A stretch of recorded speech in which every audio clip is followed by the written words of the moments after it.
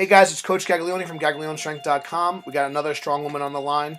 We got Gina. How you doing today? Not bad. How about you? Great. So, Gina, you just got back from, I guess it's IPL World. Is that like what the actual name is? So, USPA meet in Vegas. So, how did that go for you? Pretty good meet. I ended up going 8 for 9. I squatted 413 pounds, benched 215, and I deadlifted 518. Um, and that got me first place for junior and open in the 181 weight class, and I Awesome. weigh about 175 pounds. Cool. So, you don't even like cut for it. You kind of just walk in and do your thing. Love it. Yeah, I've Very cut cool. down before, but this meet I was like, Eh, yeah, let's fair enough, just do it. cool. So we'll definitely talk about that a little bit, but I want to rewind a little bit. So, um, came across your stuff on Instagram, so you've been doing really well, which is great. Not just on a junior level, but also in the open, which is awesome. How did you first get started into lifting, and then what kind of caused you to actually, from just strength training, actually get into competing in powerlifting? Um, I'd always kind of lifted. I used to run track and field in college, so I lifted for just accessory work. I was a pole vaulter, so lifting was like a big part of our routine. And I was always like an athlete. Always like in high school, I was always on teams. I always considered myself an athlete. And then after I decided I didn't want to do track and field anymore. I actually got into kind of like bodybuilding style training. Um, and I did that for a while. And you know, when I was running track and field and I was pole vaulting, like I really saw like track was like my craft and it was my sport. So I always try to like perfect my craft. So then when I turned my attention to bodybuilding, like my body basically became my craft that I was trying to perfect. And for me, it was kind of like unhealthy in a way. And I think that a lot of people end up feeling that same way about basically just putting all the attention on, you know, perfecting the way that your body looks. And then I always think this is kind of funny because it's almost cliche, but I ended up getting into like lifting, like really squatting and deadlifting and everything like that because of the guy I was dating at the time. I know it's so cliche, but Nice. the fun part is that I now squat much more than he Oh does. man, And so I also have 4 older he's got brothers, to step and his I game. He's got to squat step his game up. more than all of my brothers do. So I think I kind of whatever. But so Love it. he was the one who like introduced me to kind of like really squatting and like deadlifting heavy. I think that like without him, I would have never been like, Yeah. no, I can just do this on my own. Like the thought would have never even crossed my mind. Um, and at once I very first started to kind of like dabble in lifting heavy, um, kind of all of my attention shifted to that because it was like instead of my putting all of my attention on the way that my body looked and everything like that, it was more of a sport for me again. So I could focus on perfecting my craft, and I focused on like perfecting my squat technique and my deadlift technique and everything like that, and just kind of fell in love with it. Cool. Just curious. Like, were you what events did you do in track, and like, were you pretty good? Like, did you compete at like a state level or anything like that? Or Um, I was never like a great pole vaulter. I competed mostly just for my university. We were D3, so I think I only ever really pole vaulted maybe like 10 feet or something, which isn't that competitive. Um, but it was basically, I ended up deciding I didn't want to do it just so I wasn't passionate about it right? anymore. I really loved it like all throughout high school, and so I thought that that would continue into college. And then it was basically my sophomore year that I was like, my heart's just not in it. And when you're putting in so many hours per Sure. day, your heart really has to be there in order to like want to do it. So I decided that I didn't want to do it anymore. Very cool. So obviously, you found this kind of new love for lifting. You're getting pretty good. You're getting stronger, feeling better about yourself. Was there ever kind of a moment where you're like, wow, like I want to take this to the next level and actually do a competition and take this a little bit more serious? Um, I never really had like the thought of, oh, I want to take this seriously. And every competition I went into, I never went into it with like the plan of getting some sort of elite total or anything like that. Actually, my first competition, I did not plan for this meet at all. I did not program into Just it. kind I of didn't showed up. peak. I signed up 2 weeks before it started, That's and awesome. I knew nothing about powerlifting. Like, I literally knew nothing. Um, and this was July of 2015. So last July was my first meet, and I totaled 850 It's pounds. really good for you, especially for your first one. So Yeah. So and it was actually after I did the meet that I was like, wow, this is so much fun. Like I had so much fun and it was really like awesome. And so then it was actually after doing the first meet that I was like, hey, like I think I kind of want to keep doing this. very So cool. kind of different than a lot of people because I Yeah. know most like plan into their first meet and I just was like, fuck it. Oh, can I say that? Sorry. I was Beep like, beep. I think it's okay. We'll we'll put a little expletive on the when it goes on the podcast. okay. You'll be fine. Anyway, So I was like, I just want to do this for kicks and giggles. And I signed up, and yeah. so how long were you training before you like just kind of decide to throw in your hat in the ring and enter this meet? Like as far as with barbells. um, with barbells, I very first started to like dabble with squats and deadlifts in January of 2015. I didn't actually start to really focus on them until probably like May of 2015. So only about 2 months before my first competition. Cool. And then you told this past meet. So you went. Your first meet was about 850 ish, and you told like 11 something this meet or what? It was almost 1150, so about 300 pounds more. That's awesome. So that's really good. So that's a lot of progress in a short time. That's not typical. Um, I think one of the things when I first reached out to you, like that was really cool, was like even though you're like competing at a high level, it seems like you're having fun with it. You're not having too much pressure on yourself. I see a lot of people like, especially for the first one, they're like so worried about this like perfect like they want the stars to align before they compete the first time. They want to like be nationally ranked and all this stuff. So what like have you always had kind of like this like positive like attitude? Like what do you attribute like this mindset to? And is just have you always lived like this or like because I know it's like people struggle with even just like doing their first meet. I can't tell you Mhm. how many people that are like so petrified. They're like, oh, I don't want to look stupid or whatever. So what advice can you kind of give to people to put a little bit less pressure on themselves? Um, I've just found that personally, I just perform better when I'm having fun and when I don't have a lot of stress on myself. So I always, every single meet I go into, I go in with zero expectations. And for me, a good meet is if I don't bomb out, which I haven't done so far. Actually, my worst meet, I went 7 for 9. Which is Um, still pretty good. so Yeah. yeah, so pretty consistent. I think I did like 6 meets in the past year. Um, Honestly, I've just found that even like in training, if I'm having fun, I and like my training is actually, I'm enjoying my training, that's going to make you want to actually be in the gym and you're going to push yourself harder because you genuinely want to be there.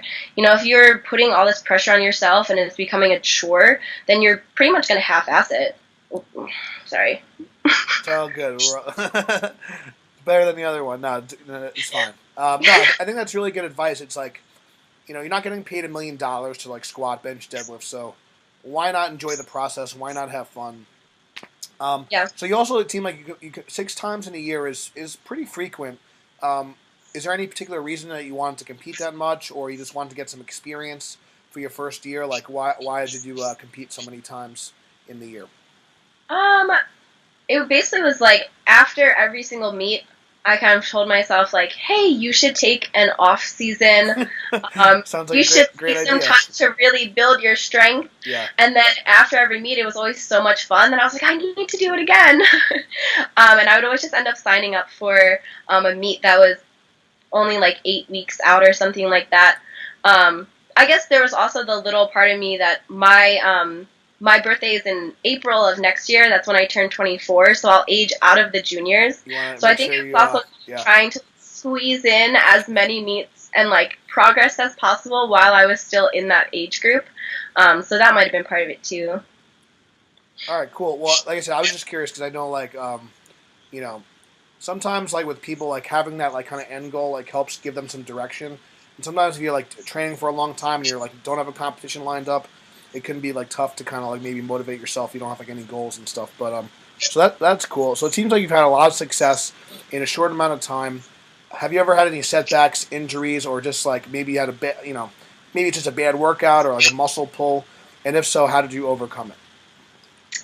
I've definitely, when I very first started, I had some like hip problems, and at least like with the physical injuries, it was more about I had to tweak technique, and I ended up having to switch up a lot of things about how I lifted in general, um, like technical things, in order to overcome that. Mentally, I've definitely had like those horrible days where everything feels heavy, or like I'm failing at weights that should be really, really easy for me. Sure. Um, and I always just basically just have to remind myself that strength isn't linear, and just because the strength isn't there on one day doesn't mean that I've gotten weaker, or that I'm not making progress. And basically just reminding myself of what you said before about how like I'm not training for the Olympics, and this is just supposed to be fun. So at the end of the day, that's kind of what I just have to remind myself of. Cool. I think that's really great advice. Other thing, so just from like watching and training and like even at the meet, like you seem like very like focused on like good technique and like you don't really like I don't know, have you ever like missed a lift in training or have you ever like not like have you ever failed like a rep or we just don't post those on Instagram? I do. I have a lot of videos of me failing on my Instagram, Okay, so actually. maybe I don't follow you as closely as I should, but I haven't in the past. In the past probably like 8 weeks, I haven't failed that many lifts in training. I focus a lot on my technique, and especially I focus a lot on my squat technique, going into this meet, and I saw some like great improvements in that one. But I totally fail weights all the time, and I try to post them when I can, just because I think that a lot of people, like when they're constantly seeing, someone the only highlight post the reel, yeah, highlights.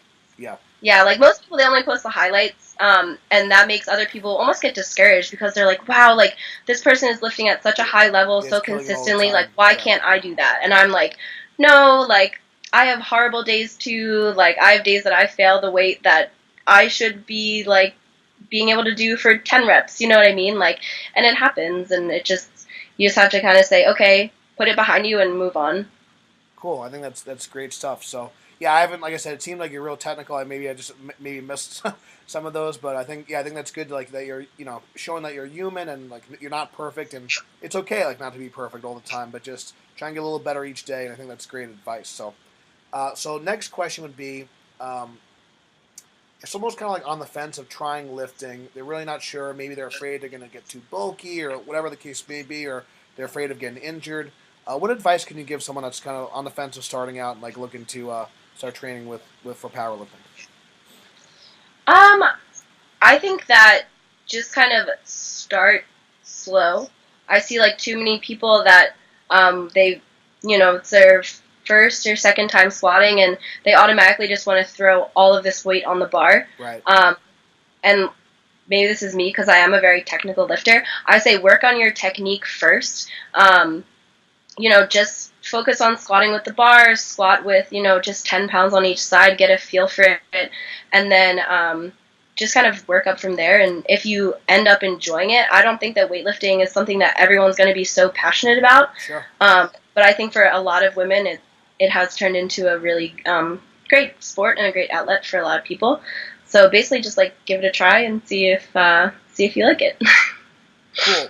So another thing I wanted to like ask you too, like so like you lived in the 181 class, I think, and you may lived in the 165s also in the past, Hmm. or Yeah.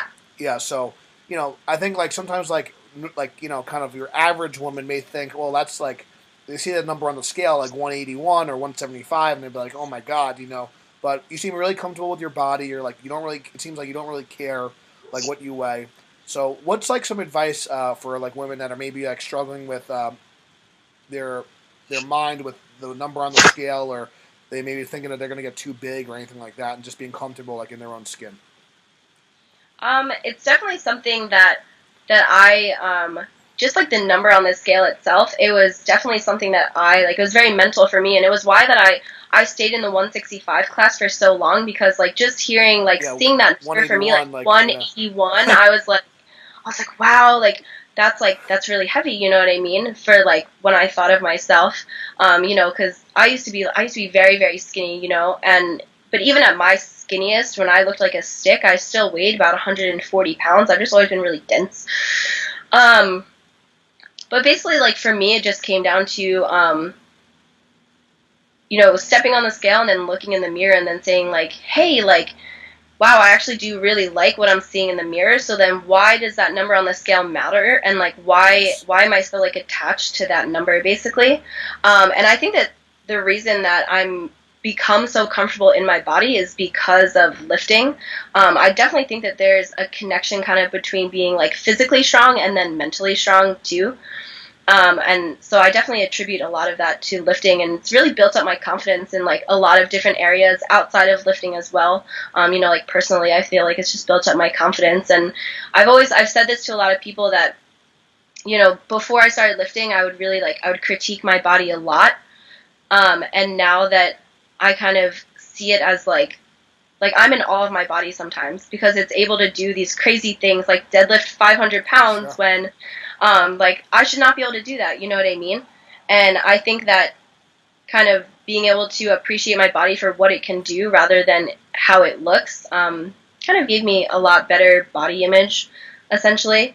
And like right now I feel like my body looks the best that it ever does, and I don't think that it's because it actually looks better than it has in the past. I just think that it's because it's a confidence thing. Cool. Yeah, I think that's great. Just to kind of recap a couple of the points that you said, just for the viewers watching. So, if you're starting out, don't worry about putting a ton of weight in the bar. Strength is a skill. You know, if you're this is a sport, so treat it like a baseball throw, a golf swing. Practice the movement before you put on a lot of weight. Don't worry about the number on the scale. Worry about how you feel mentally, how you feel. Like, do you like what you see in the mirror? And then as you get stronger, you're gonna have more confidence, and you're gonna be more proud of like the body you built. Because it's not just how you look; it's also you can perform and do all these like amazing things with the body you have. So I think that's really, really great advice. Thank you so much, Gina, for coming on today. If people want to follow you or learn more about you, where can they find you? If you want to follow most of my lifting, it's pretty much where I post everything. It's just my Instagram. My name on there is Gina Half Wolf. So yeah, you can follow me there. So yeah, just quick. That was actually I want to ask you. So is the wolf like any like for any reason, or like is it like a kind of like a little meaning behind it, or Everyone thinks that it's lifting related. It's not.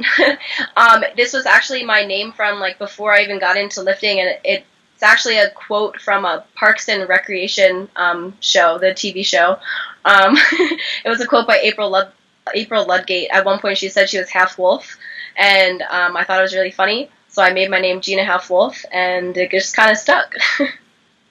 all right? So there you go. So not lifting related, but I think it's a pretty cool name, and definitely it definitely stands out. So thank you so much for that. Definitely show Gina some love. Drop a comment below. Give her a follow. If this interview helped you, please share it and check out the links below. Thank you guys for watching, and you can stay on, but I'll see you guys soon. Okay.